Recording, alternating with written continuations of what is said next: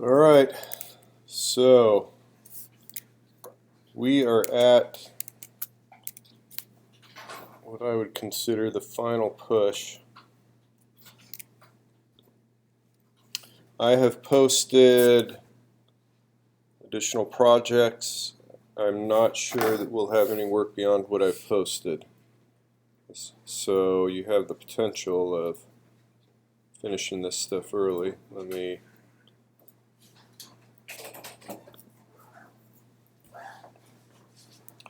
go into projects and assignments.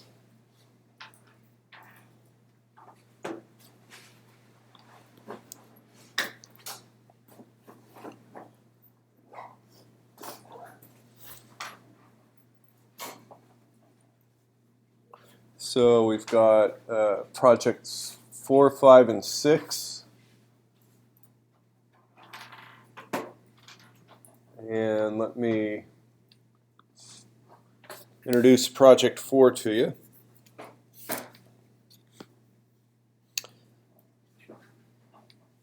And actually, let me go ahead and just start with the end game.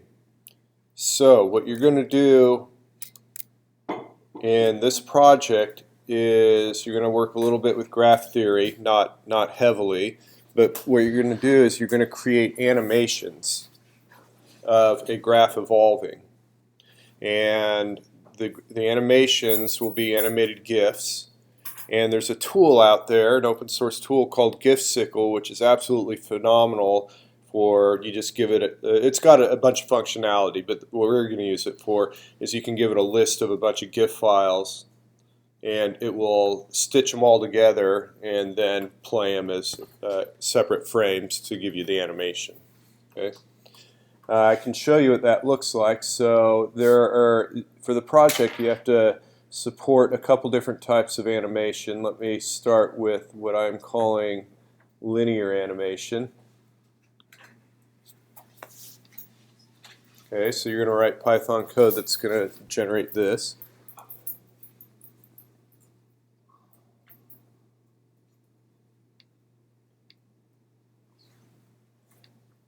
And I call this linear because the velocity is constant for these vertices as they traverse. And let me describe what they're doing here. So this graph begins with 4 nodes, 1, 2, 3, and 4, these 4 right here. And every other node in this graph comes from one of these 4. Now there's only one red node, so there's actually nothing that happens with this one. But all these green ones you see, 10, 6, 7, and 11, all those came from 2. If you watch the animation, all the green ones came from 2, all the yellow ones came from 4, and all the blue ones came from 3. Okay. I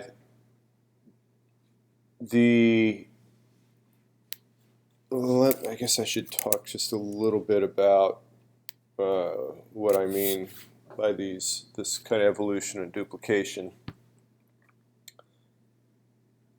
So this is what Apple's preview does. This takes an animated GIF and creates a bunch of discrete images from it. So that's what you start with. And then here's a yellow one peeling off of it.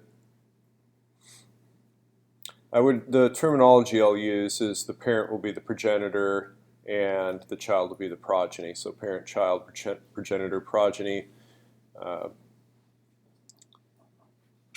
whichever you like. A duplication, set aside where it's traveling to. Let me see if I can get let's take a look at this.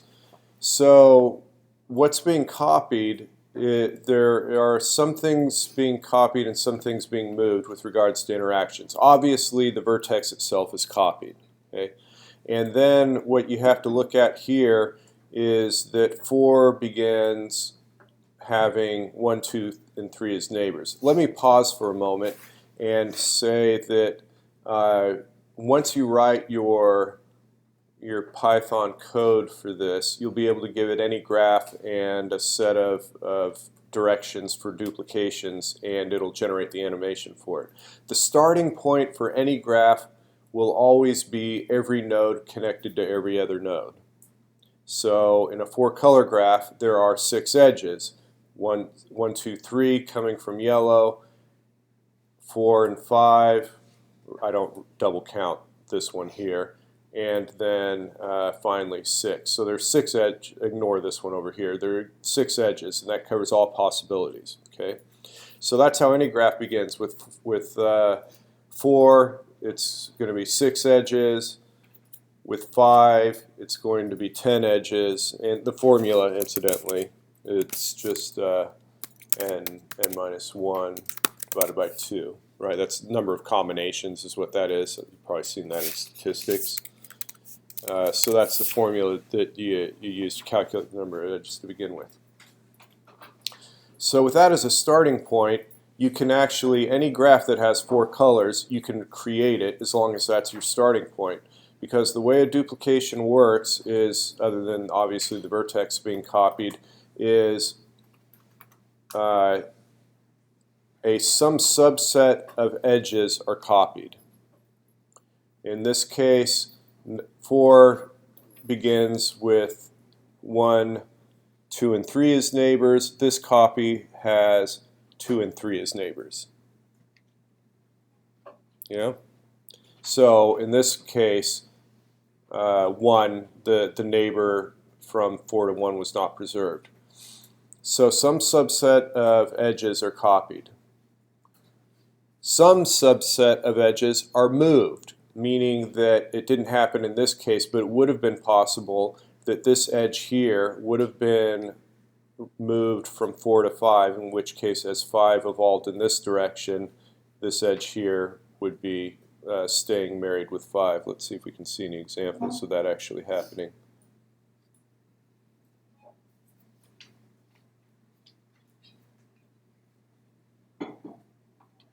And there's 5. All right, so here's the next vertex. So this is the end of this one. 2, there's going to be a duplicate. 6, which is the next 1, 2, 3, 4, 5, 6. And right now, green starts with neighbors 4, 1, 3, and then this one over here 5. So some are going to be copied and some are going to be moved. It's a little early to tell. Let's see. Let's get a little bit further. And we can see that 2 edges were copied. So the neighbor with 4 is retained and the neighbor with 3 is retained. However, the neighbors with 1 and 5 were not retained, and nothing was moved. So 2 of the edges were copied, but none are being moved from 2. 2 still is connected to the 4 other vertices. So let's let that one finish.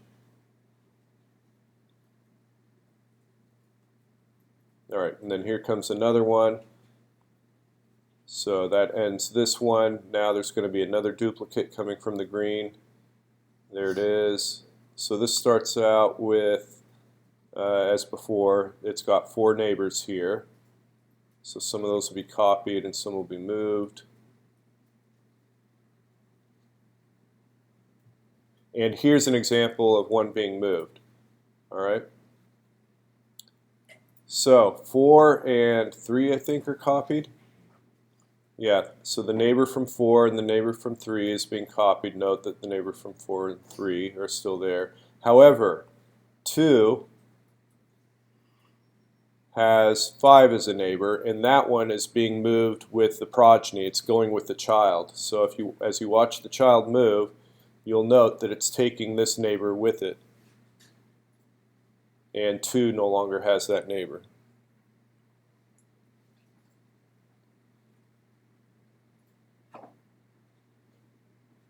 And then it's moving to its final position. And then so on and so forth. Now we have another duplicate coming. All right. So how are we going to go do this?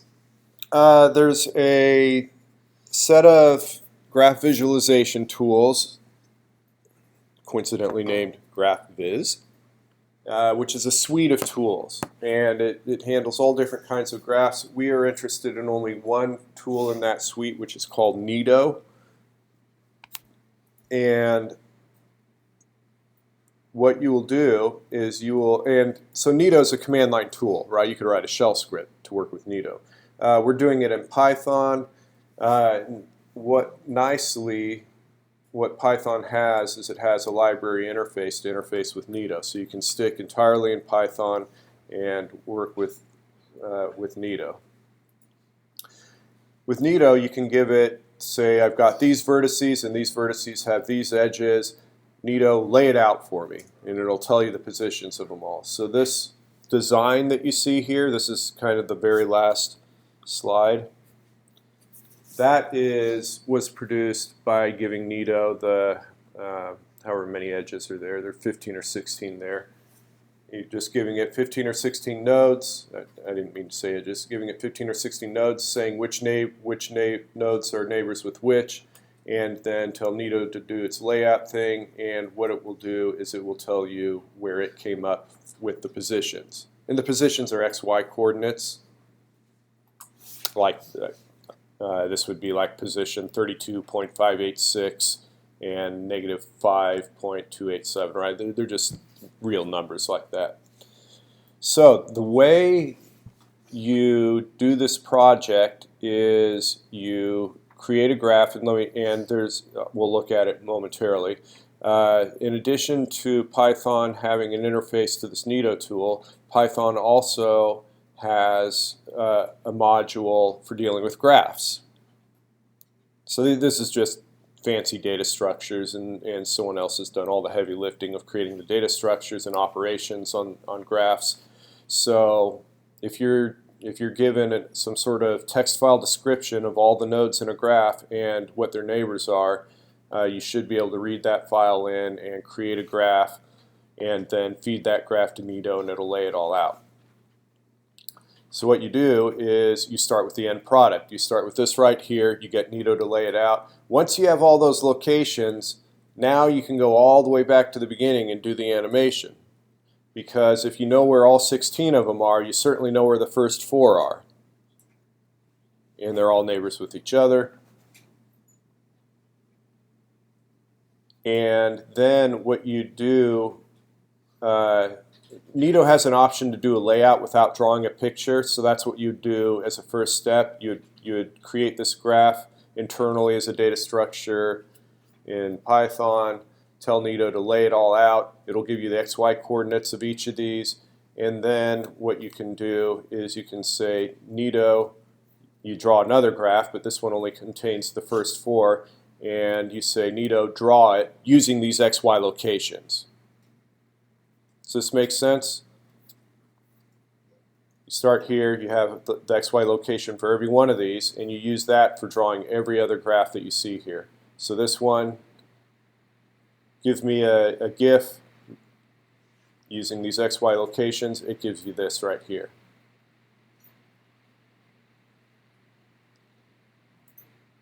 You can also do it with 5 nodes, which is what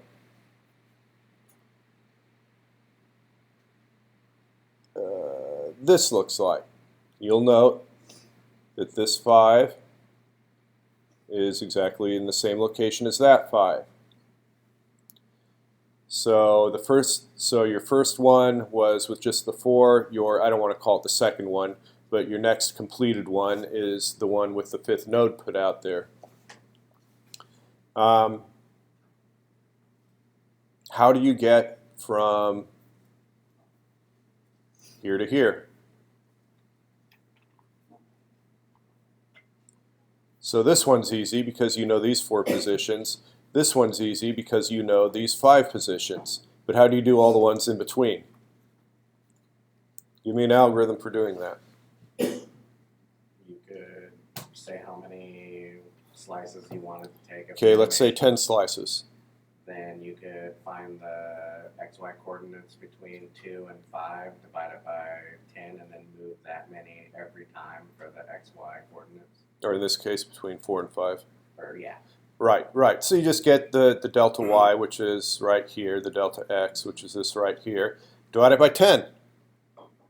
So you add 1/10, 1/10, and you tell Neto, give me another picture. Add 1/10, 1/10, give me another picture, right? And so what you need to do is you create a temporary directory where you start piling up all these GIF files. So for this particular animation, it ended up probably having, I don't know if that's accurate. Let me see, yeah, that's probably about right. 132 images. Once you have 132 images in a temporary directory, then you use that GIF sickle tool and say stitch them all together into an animated GIF. So that's the process for doing that. You have to support two versions. So this is the linear animation, which we already looked at. The other one is logarithmic. And if you look at this, you'll note that the speed is not constant. It's not 1/10 each time. And basically, log 10 is being used to do the exact same thing, except you're doing the log, right? 1/10, 2/10, 3/10 of the logarithm. And the effect is that it goes very slowly when it's starting out, and it accelerates as it gets near its destination.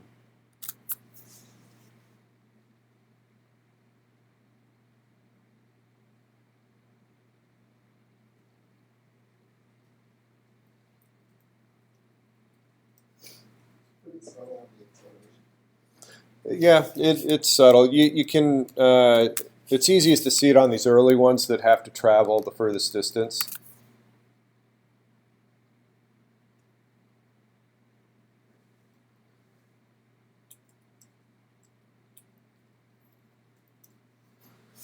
But then after looking at that a couple times, look back at the linear one.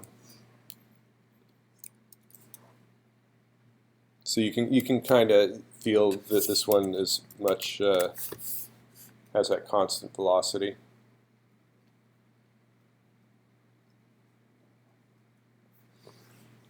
All right, so let's go back to this project description.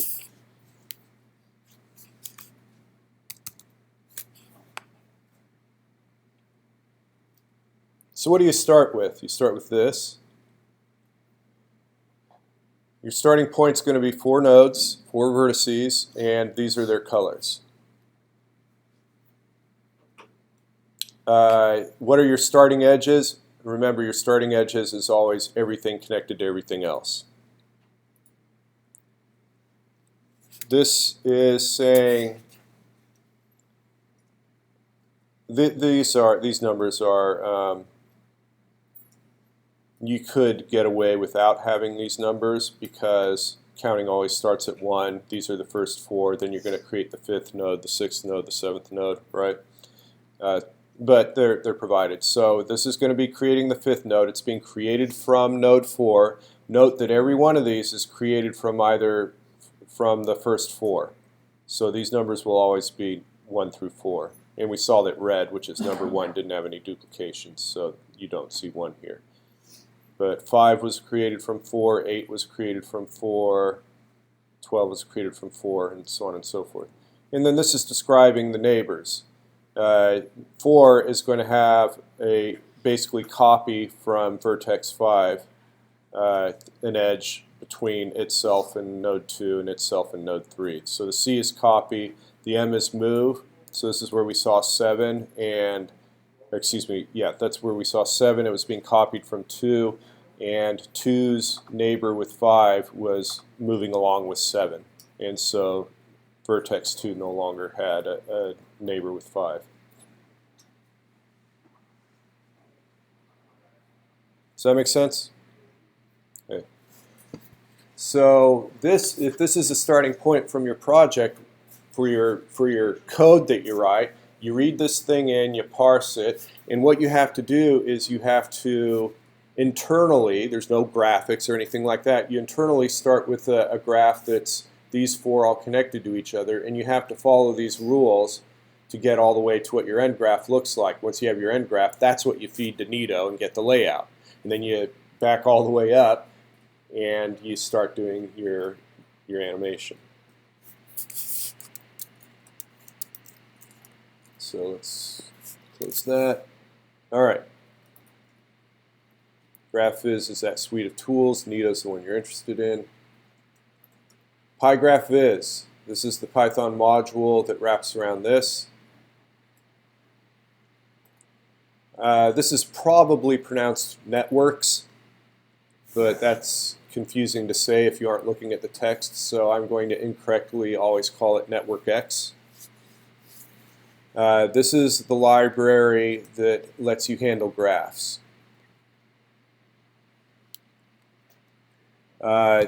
We don't need it for this project. The reason we don't need it for this project is PieGraph implements a huge amount of the interface that Network X provides.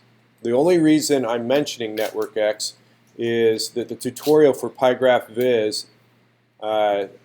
leaves you scratching your head as the things you can do. So what you do is you look at the tutorial for Network X, and if you can do it with Network X, you can do it with PieGraph. Okay. Again, why do we want to use PieGraph? It lets you manipulate graphs, and it lets you interact with Neto at the same time and say draw something or lay something out. So this is a description of that duplications file.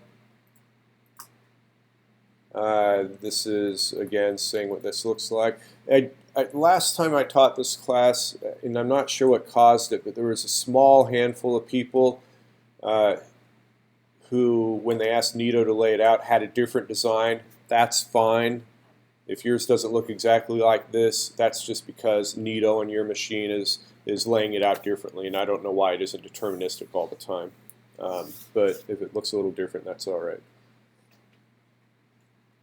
All right, so here's the PieGraph tutorial.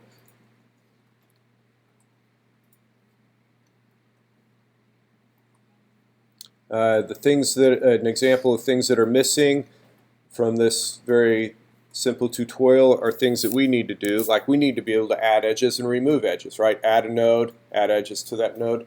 So that's why I have this Network X stuff shown, because it very quickly shows you how you can add edges and remove edges. So you add edge, very straightforward. This syntax is identical in PieGraph. And it shows you how to remove edges and so forth.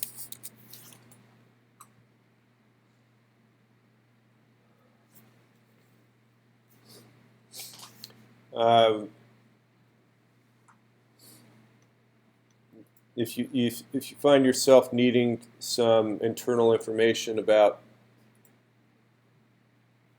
Neto, then you can actually look at this documentation. Won't worry about that right now. Let's see, what is this saying? Graphviz. Right, I wouldn't worry about that too much. The guide to Neto itself.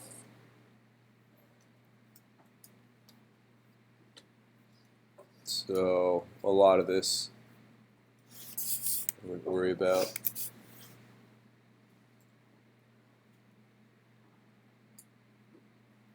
This is useful. PieGraph is going to tell you how to manipulate attributes of nodes and edges, particularly nodes, like the color of the node and the shape of the node. Those you can set as attributes. The problem is PieGraph doesn't exhaustively tell you what all the attributes are. It just says, here's how you can manipulate an attribute. You say attribute equals, quote, blue, right? Color equals, quote, blue, or something like that. You refer to this page here to see what are all the possible attributes, and then you find, aha, this is the attribute I need, and then you go ahead and go back to PieGraph and just set it. So this just gives you a definitive listing of attributes, such as color and shape of the node. If you're using Vagrant, here's a couple Pacman commands. If you're using anything else, apt-get, or maybe it's apt at this point. I don't know what the hell. I don't keep track of these package managers and their hidden ways. So, the first part, I broke this project into two parts. There's only one deliverable for this project, but I broke it into two parts to make it easier for you to implement it. The first part is to simply get to this point, to draw this. That's it. You got to read it in. You got to You got to learn a lot of this stuff of creating graphs and adding edges and removing edges in order to read in this file, and then you talk to Neto exactly once and say, draw the graph, and you end up with this. Bam, you're done with part one. Once you're done with part one, then go ahead and go to part two, which is rolling it back and doing the animation.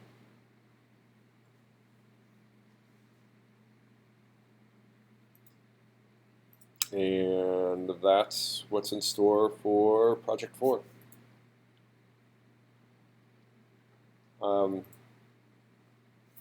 I'm a big fan of the workshop mode, and I'm a big fan of doing research to figure things out. I would also highly encourage you to knock heads together, help each other answer questions. Okay. These last three projects, 4, 5, and 6, are involved enough that it definitely helps to have 2 or 3 people to bounce ideas off of and share information. So I do encourage you to do that. All right, any questions? Then I'm going to let you have at it, and I will answer questions. I'll review my answer since it's been a couple years since I've looked at this and I've forgotten how I did it.